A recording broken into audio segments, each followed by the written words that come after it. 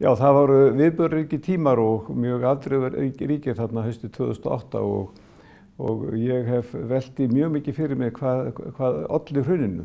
Það eru margir þættir en einn sá sem ég held að standa upp úr og það er ákveðin veila í hlutabréfaforminu þegar hlutabréf eiga í hlutafélögum, þegar hlutafélög eiga í hlutafélögum sem aftur eiga í hlutafélögum og peningar geta farið í hring og ég hef fært rök fyrir því að við það getur eigið fyrir fyrirtækina vaxið. Þetta var gert í mjög ríkum mæli hér á Íslandi en það hefur gert allan heim, vil ég taka fram. En hér var þetta mjög mikið stundað og olli því að eigið fyrir íslenska fyrirtækja óx án þess að vera nein innistæða fyrir því. Og þetta leiddi til þess að bankarnir fengu AAA mat hjá matsfyrirtækjum. Erlendir bankar, sérstaklega þýskir og austurrískir, dældu hér inn lánsfé af því að þetta voru svo ógulega góðir bankar og traustir.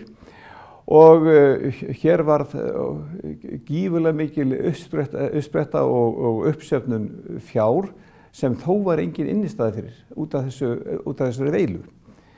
Ég held því fram að þó að séu fleiri ástæður örugglega að þetta hafi verið megin ástæðan fyrir hruninu. Það er þessi hringferla fjár sem að menn hafa stundað og síðan hef ég verið að reyna að laga það með því að koma með lagasetningu sem að banna slíka hringferla. En þá rekst maður á það að ef maður ætlaði að banna það á Íslandi en ekki í útlöndum þá einangrast Ísland. Þannig að erlend félög geta þá ekki keypt í íslenskum félögum og íslensk félög geta ekki keypt í erlendum félögum af því þau eru þá ekki, hrein. Þess vegna hefur verið að vinna í því undanfarin 3 ár eða 4 ár mjög mikið á alþjóðavettvangi, sérstaklega gegnum ÖSE, þar sem ég er fulltrúi Íslands og að reyna að fá menn til að líta á þessa veilu og þennan vanda og það var samþykkt ályktun í Mónakó fyrir 1 ári þar sem var ályktað að þingmenn allra ÖSE-ríkjanna ættu að skoða í sinn barm hver sig heima hjá sér hvort að slíkir hringferlar væru mögulegir. Þeir eru mjög mögulegir og þeir eru mjög ríkir til dæmis í Japan og þeir voru mjög ríkir í Þýskalandi, það er búið að byggja niður. En þetta er mjög víð heim sem að hringferlar og krosseignarhald og raðeignarhald ásamt með lánveitingum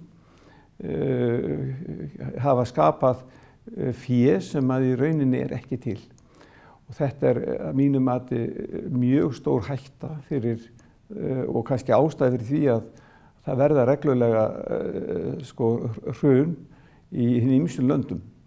Vegna þess að menn spóla upp eigið fé, búa til peninga sem að einstaklingar slá eign sín á án þess að þessi peningar séu til. Þetta er mjög furðulegt fyrirbæri og bara galli í hlutabréfaforminu sem annars er mjög snjöll aðferð til þess að gera einstaklingum kleift að taka þátt í atvinnulífi án þess að hætta meiru heldur en það sem hann ákveður sjálfur með hlut sín.